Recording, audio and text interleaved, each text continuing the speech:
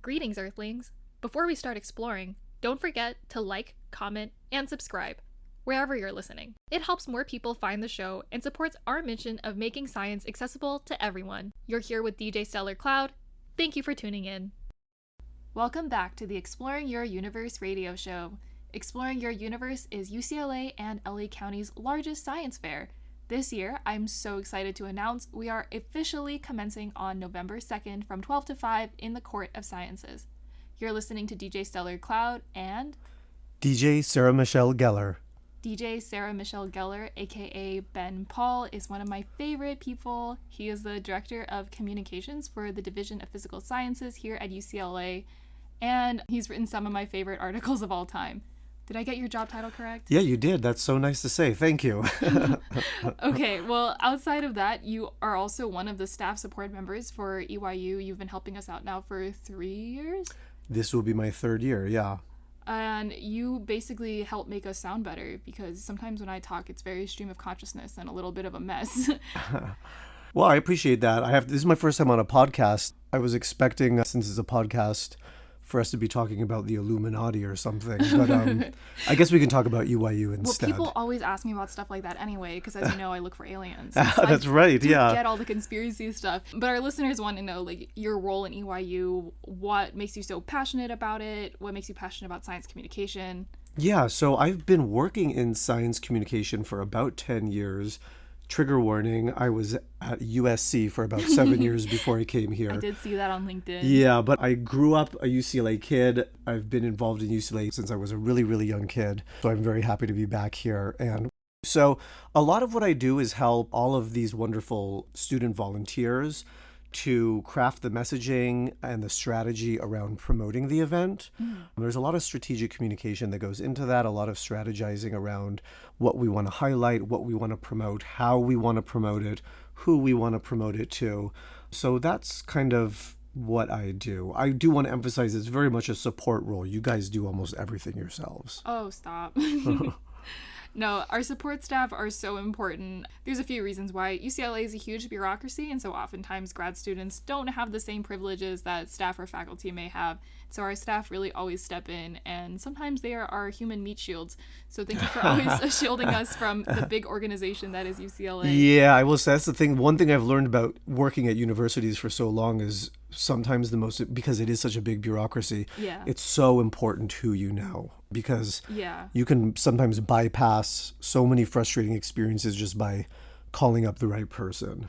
Yeah, and I would say that you're very good at that. You always seem to know the right people to talk to. You seem like a great networker. I mean, you got here a little bit after I got here, and it seemed like you already knew everybody. Well, I will say, I am not a scientist whatsoever. I don't think I've taken a single science class after high school. I'm jealous. Well, I don't know about that. I mean, I wish I knew more, but I've been in science communications for so long now, and it's inspiring to me how passionate the scientists and the researchers are. I'm always amazed by the work that they do. I'm amazed by how humble they are. Mm-hmm. And it just kind of, like you said, that I'm really kind of passionate about or to put myself out there. It's really easy when I get to work with so many great people. I mean, I have almost no bad experiences working with any of the people. I think maybe for people outside of a university setting, scientists and university professors maybe are thought of as a little unapproachable or that kind of like ivory tower type mentality, but that could not be further from the truth. Yeah, I totally agree. I have RBF, but that's about it. If you actually come up and talk to me, I promise I'm very nice. What's RBF? Oh, like resting B-word phase? Okay. I don't see it. Thank you. What are some of your highlights being a science communicator here that people you've written for that you really like their story? Yeah, so I'm going to mention you by name because maybe to this day, the story I'm most proud of was a story we worked on together about your experience growing up and making it to UCLA. I think I had only been here for a couple months and you came in to ask me some random question and we just got to talking. I mean, there was no plan to write a story, but without going into too much detail, Megan is like a third generation Bruin. Her grandfather immigrated here from Taiwan, is that Yeah, right? Taiwan is right. And, I'm not going to go into full details, but we wrote this really, really wonderful story about her experience getting to UCLA and what she loves about science and what she loves about the department she's in. And the really fun thing was we actually wrote it in Mandarin too. Yeah. We are the only division that regularly produces foreign language content, and that was the first foreign language content we did. Yeah. And we put it right on our website, and it was really well received. I don't know much about podcasts. Maybe you can like direct people to it somehow. But it was such a great story because it was very personal, but also very much, we didn't kind of brush over the science, right? Yeah, yeah. And that's what I think is so important about science communications in general, is that a lot of it can be either so technical that you're not engaging with people, which is so important, right? It's so important for us to communicate to the general public what we do and why it's important. Not just why it's important to chemistry, but why it's important to society, why it's important to your family, why it's important to the world, right? And then also, and I just as much dislike science communications that's just super fluffy, right? Yeah. And talks about something at a very broad level and doesn't give readers the benefit of the doubt in what they may be able to understand, right? Yeah. So it's kind of a tough needle to thread in terms of writing something that's personal and emotional and engaging and also true to the science and without kind of watering it down. And that's the big challenge of science communications, which I really do like. Yeah. If you'd like to read my article, it is accessible at my website, megangrace.lee. I don't tag any of my personal stuff on UIU. I'm trying my best to keep that separate, even though we haven't seen a new podcast host yet, so I know it seems a little bit weird. You've been the host the whole time. I think have. I think you're allowed to plug it. Well, something exciting about our podcast is that I am trying to screen test a new host who speaks Spanish. Oh. And so maybe some of our episodes could be in Spanish in the future. Somebody else also came up to me with this idea. DJ Supernoval, who was actually the guest before you. That would be great. I mean, I love doing foreign language stuff.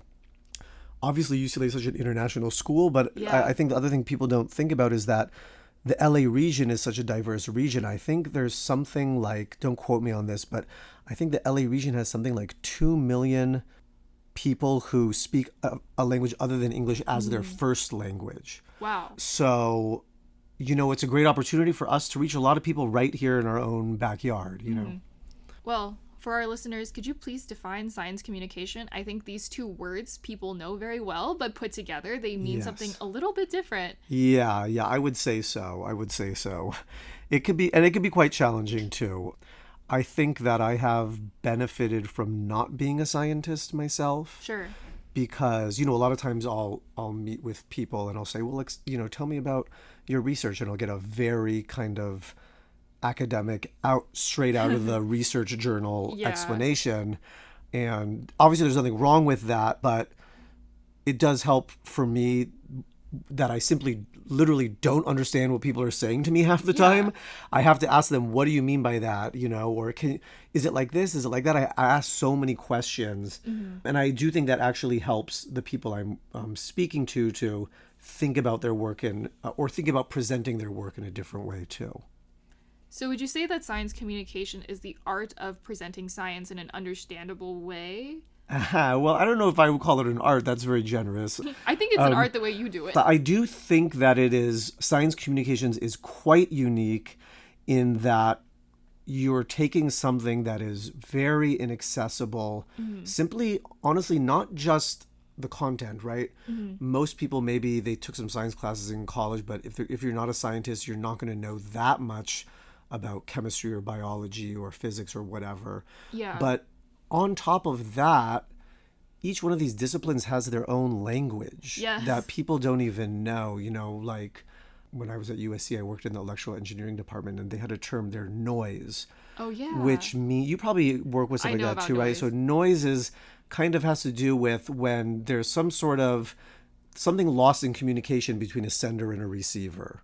That's a great way to put it. Thank you. Thank you. But right, to me, I hear noise and I think, oh, noise. Right. Screaming So children. yeah, exactly. So a big part of it is really kind of getting down the language of all these different places and then kind of distill it into something. And so you're like the universal translator of a science building. oh, that's a good one. I like that. We're yeah. like the Tower of Babel. I mean, especially this building. We have so many different subjects right here in the geology building. Yeah. Hopefully we won't meet the same fate. I'm not a geologist, so I have learned a lot of the stuff, the faults and the strike slips and everything. Yeah. And I mean, that's true of any industry. It's not just science. I mean, if I were to go talk to someone in the legal profession, they'd be using a bunch of words that I didn't know. So I was an anthropology student in college, and it is kind of interesting to think of, the sciences or a particular science as its own kind of little culture, and they have their own language and they have their own way of doing things. And even within our department, you can kind of sense a little bit of different cultures between the departments. And then obviously even more so between physical sciences as a whole compared to like the humanities, maybe. Certainly, yeah. I think that's part of what makes EYU so great is that we force ourselves to scientifically communicate, for better or for worse, because you are meeting children who don't live in your building. Yeah, and thanks for bringing it back to EYU, because I can kind That's of my job. I can kind of get off top. But no, that is one of the things I do love about EYU is that we're interacting with all of these young, really passionate kids. My nephew's gone a few times. He's like a super science kid, and it's first of all, it's great practice for our students and our staff in terms of connecting with the next generation of scientists or not just scientists, but engaged community members. And, sometimes that's the event that gets a kid to go into the sciences. They remember they have this amazing experience and they get more interested in science. And, sometimes they're not as exposed to it as they would like to be in other parts of their life. And it's so important for that outreach aspect. It's about spreading the opportunities. DJ Swansong, Emmanuel, mentioned that he did meet young students, 12, 13-year-olds, who come back, go to UCLA, and become scientists because they went to EYU. Yeah. And I mean, I think also, I go every year just in my capacity as an employee here, but I have so much fun just going around to the booths and learning myself. So, it is really, really fun, too. So it's really just... we need to do more of this kind of stuff, I think.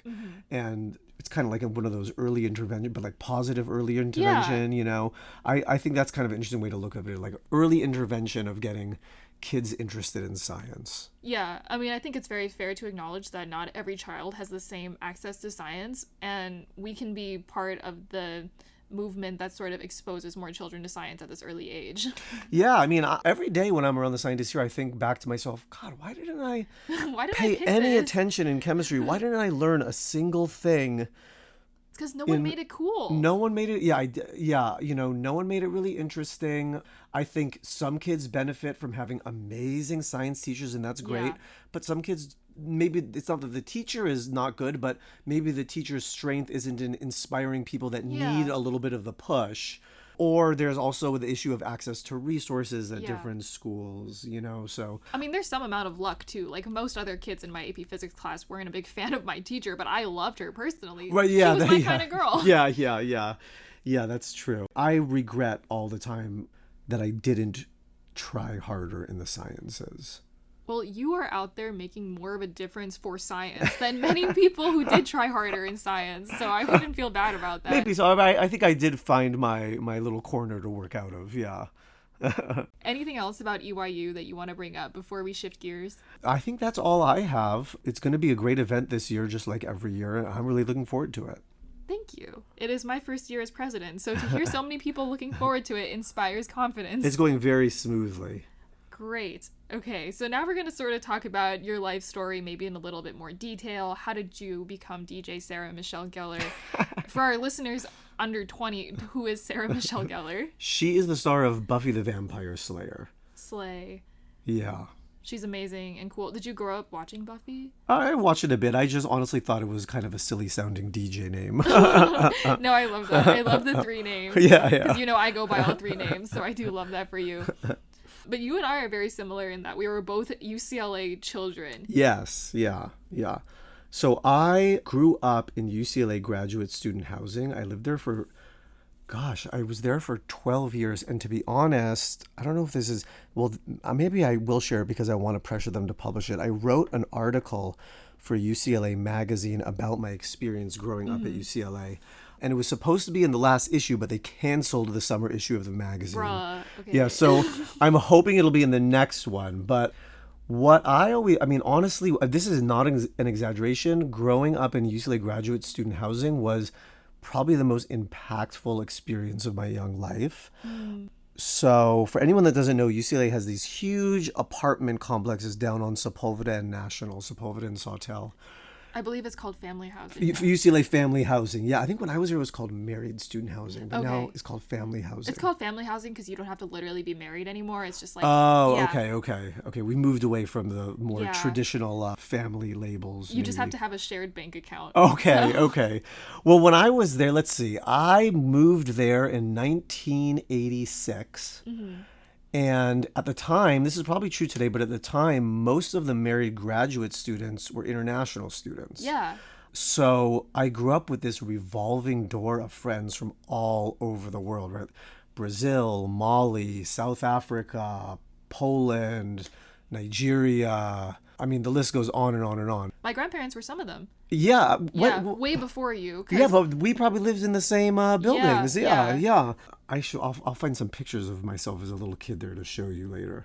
It was just an amazing place for a little kid to grow up, to see people from all over the world, to learn that the world is bigger than you and there's lots of people out there with lots of different ways of being. You know, at the same time, it also gave me a stronger appreciation of my own identity, right? When you see other people and you see that, you know, you have differences and you have some similarities, sure, but it's not just about appreciating other people's differences. It kind of makes you realize some of the things that are unique about your own culture or identity that you thought maybe were universal. Yeah. So it was a really amazing experience on both sides, kind of learning about myself, learning about so many other people.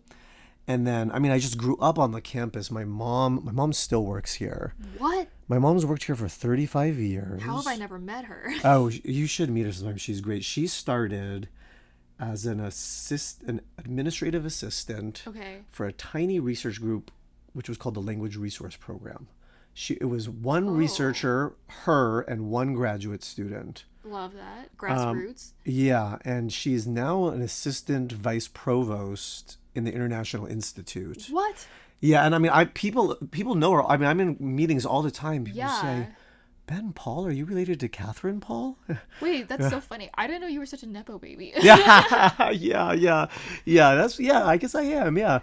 No, she's been here forever. We just had lunch on campus last week. So, I mean, I remember running around this campus as a kid, you know, climbing trees and feeding squirrels and things. Oh, yes, the squirrels. Yeah, so I was so happy to come back here when I got the job, which is 2.5 years now. Yeah. I mean, I love UCLA. I think it's the best university in the world. I also think so. I tell people too. I mean, other people don't like to hear it, I guess, but it's really rare, I think, to have a tier 1 research university in the middle of a tier 1 international city. Yeah. That also has like an elite college type campus. You know what I mean? Yeah. I can't think of many other schools like that where you have a full college experience, beautiful campus. Yeah. Oh, and it's an elite research university. Yeah. Oh, and it's also in one of the most important cities in the world, you know. This is what I tell prospective students. Everything you could ever want is here. Yeah. Just come here. Yeah. I mean, I think it's really, really special. I mean, I'm from LA.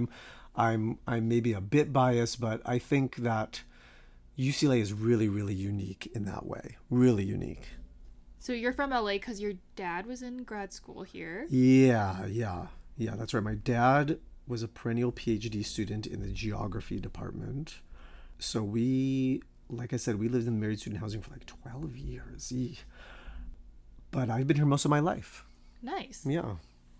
So I saw from your LinkedIn that you're quite Californian because you only ever went to California schools. Yes. Santa Monica College, UC Berkeley, USC. Mm-hmm.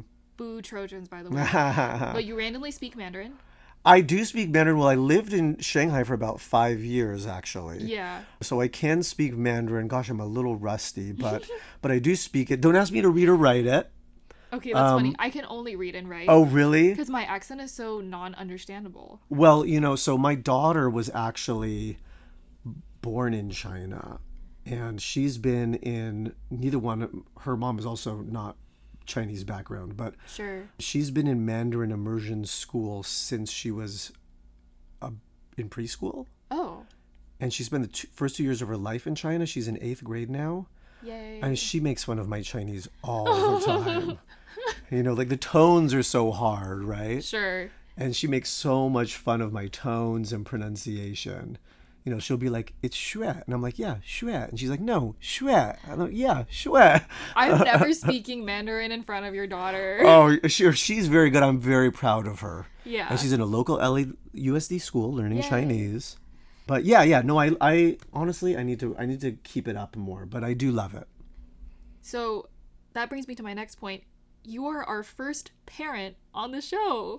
Am I really? Yes. Wow. Okay. That's nice to hear. Maybe we is- give a parent perspective. Yeah, which is really Yeah. cool because normally our last question is you as a child, but we can actually talk about your children. That's right. It's children plural actually, because I have another a little boy on the way in February. Oh my gosh. Yeah. I love that. Yeah. The older girl and younger boy. I have a Yeah. younger brother. Oh, do you? Yeah, and we get along very well. Well, that's good to hear. Because we're also very far apart in age. Oh, that's good to We're hear. 7 years apart. Okay, yeah. So 13 is going to be really fun. I think. Yeah. Well, she's old enough to help. Yes.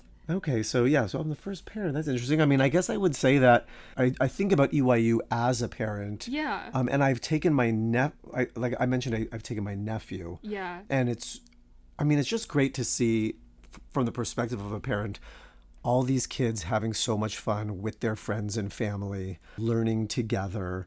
And I will add too that it's a great day for parents. And the parents always seem like they're having They do. a ton of fun, So I think we were talking about the kids a lot, but there's a lot for the parents to learn too. And it's, I remember when I was a kid, my parents would enroll me in these summer science programs at the Natural History Museum. Nice. And I just remember it being so rewarding, it's not that I necessarily remember some specific thing to this day, but just, imparting that love of learning and knowledge on children is so important. And this is a great event for that type of thing too. Yeah. If any parents listen to this, I don't know.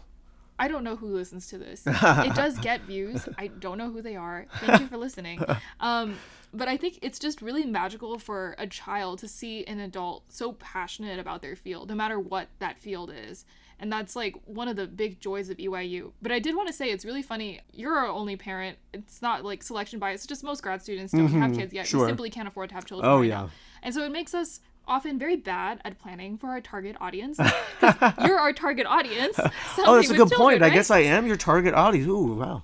I feel so special now. Yeah, that's a very good point. I hadn't thought about that. Yeah. So we're selling t-shirts last year, and we're oh, we need to be inclusive of all sizes. So we're XX small to 3XL or whatever, and the t-shirt sellers are at the booth, and parents with kids come up and they're like, where are your kids' t-shirts? Oh, We didn't have kids sizes. oh my gosh, yeah. But we're just But that's okay. I'll say another thing as a parent. You know what those shirts are? My nephew and my daughters all have Exploring Your Universe shirts. Yay. And they were their sleep shirts. Yes. They're in the giant potato sack shirts. Yeah. It's the giant shirt that goes down to their knees that they sleep in or walk around barefoot in on a Sunday morning, Well, the good news is we will have children's-sized shirts this year. That is one of our promises. Because Okay. we were just so egg on our face last year when all these parents are can my kid please have a t-shirt? That'll be good. That's the most exciting thing. That is very exciting. Okay, so how did you end up working at UCLA? How did you get here? I mean, to be honest, I have been trying to get here for a while. When I moved back from China, which was, 11 years now, almost, I had been working in kind of advertising marketing, which I really did not like. Oh no, why not?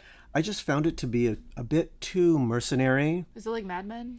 I mean, I don't know how much it's like that. It's the corporate world, you know? Yeah. It's the corporate world. I don't want to throw any shade on people that work in advertising or love advertising, but my experience with it is like, there's this veneer of, oh, we're just casual, laid back, creative types. We wear jeans, but it's also like, how can we sell more Pepsis to people? And it's not that there's anything wrong with that, but it's very much a business, And like I said, I grew up here in the academic world. My parents are both academics. I grew up on college campuses. I wanted to get back to working on a college campus for all the reasons I said before. You're surrounded by curious people. You're surrounded by researchers and people from all over the world. And not that people don't make money here, but there is a sense that, at least to a degree, there's a larger mission. And that is really, really amazing. And it makes it so great to come into work every day knowing that I'm at this institution, this place where everyone does have this larger mission. So, I mean, I had tried to get it. It's so hard to get a job. Yeah. It's so hard to get a job here. So I got a job at USC first, and I was there for 7 years. Working with electrical engineering? Working in the School of Engineering, specifically with electrical and computer engineering, which is a very interesting field. We love our ECE students. Yeah, I know you have a few helping out this year. Yeah. What I used to always say when I was there is that ECE is the perfect combination of hardware and software. Oh, that's a good one. Which you don't get maybe in some of the other engineering disciplines as much of a melding of the two. Anyway, I'm not here to pitch engineering. This is a physical science podcast. Yeah. But I had been there for a while, and this isn't the most interesting thing. It basically just came down to I had kind of hit a ceiling with where I could move up there, and I was ready to move into a bigger thing. And this position came up here. I applied for it as soon as I saw it, and it was a long process. You mentioned bureaucracy earlier. I think the whole process was like well over 6 months. Wow. But it finally happened, and I couldn't be happier. Well, congratulations. We are so happy you're here. I'm personally so happy you're here. I mean, you changed my life in many ways. Oh, no, that's too much. Thank you. But I wanted to ask what advice you have for aspiring writers, somebody who wants to grow up and be Sarah Michelle one day. Okay, well, I would say that, you learn a lot when you're in a writing job, when you're not just writing for creativity. You learn a lot about, this is the way you're supposed to write something. This is the way something is supposed to be done. I would really encourage people to, when they can, if you're in a job that requires kind of writing and creativity, ask yourself, well, do I have to do it this way? Can I do this differently? One thing that I do a lot of that I get great response back on, this is what I'm talking about science communication specifically, is I use a lot more colloquial language. I make it a lot more, is that a word? Informalize? I don't Deformalize?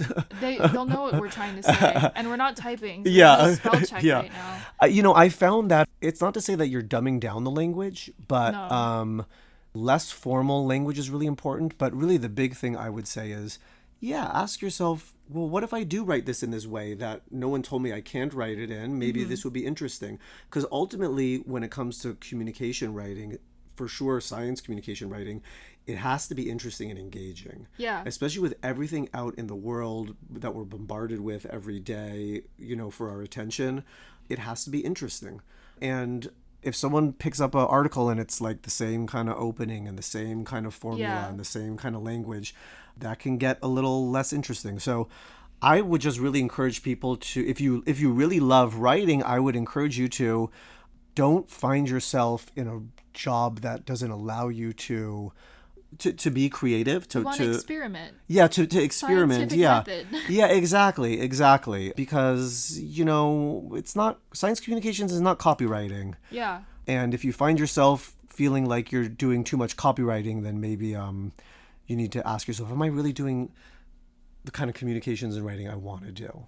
Part of your magnum opus is actually taking science and making it into a blog post. No matter whose science or who you're writing about. And I think that's like really, really cool. It's sort of like part of the inspiration for starting the podcast is like having an audio version of somebody giving sort of a blog post type thing of like, who are they? How do they get here? Why are they doing this? Yeah, and I say by the way, you've been doing a great job with it. Thank you. The other thing I will add, and you probably remember this when we spoke about the story we did together, but so much of the stuff that I do that I'm most proud of comes from going off script when I'm talking to people, right? So you sit down to talk to someone about whatever research, and you can stick to a very specific script of questions, and that's fine, and you won't get a bad outcome. But some of the best stuff I've gotten has just come from being outgoing, talking to people, asking them follow-up questions, asking them personal questions within reason, Me when I'm grilling random grad students around the building. Yeah, but you have to be, I think the most important thing is you have to be curious, because if you're genuinely curious about someone, not just someone's work, but also them as a person, you're going to find yourself in an interesting conversation with them that's going to lead. It's not going to be a direct path, and it's going to be a winding path, and it's going to be more of a conversation than an interview. But you usually end up with such better material when it comes to stuff like that. So I guess that's to jump back about my advice to science communicators. Yeah. No, that was great. And I think what's really funny about you talking about science communication is we've hit experiments and like hypothesis and research questions. And like we're really describing the scientific method as applied to science communication. Yeah, that's right. Yeah, I guess think we it's are. So beautiful. I love the scientific method. I'm a huge scientific method stan. Yeah, it is. Anyway, just wrapping up here, our usual last question is getting a cool new upgrade. So you bring your children to EYU. They have wide age range. One of them is not able to talk yet. But what would you like for a volunteer to say to your kids when they're walking around campus? That's a good question. I would like a volunteer to ask what they're interested in. What kind of things are you interested in? Yeah. Because there's so much at EYU, and it can be overwhelming. It can be a bit overwhelming, and not to say that kids should be pigeonholed into certain directions, but I know a lot of kids are there very excited about some specific things. Yeah. That might not be a specific booth, but a specific topic. Yeah. And it would be great if volunteers, right, if you talk to a young kid and they said they're really interested in comets, right? Yeah. Help them, over to, for example, like Amy's booth, something like that, right?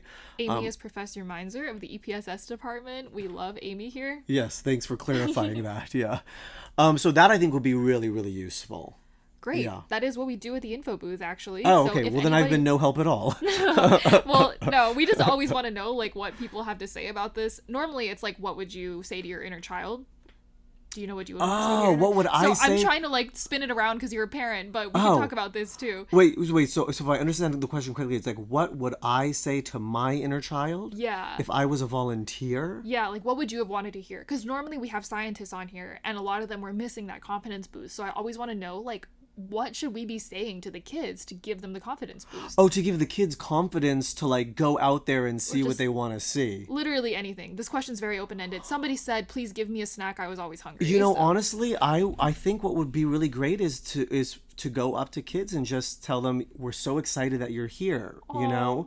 We're so glad that you've come. We really have so much fun stuff to show you. We're so excited that you've come here to spend the day with us. Yeah. I think that would really go a long way, because it's a lot of kids. It can be overwhelming. Some kids are shy, and to a little kid, not to say that you're not a scientist, but someone like a graduate student they might think like, this is like Albert Einstein, you know?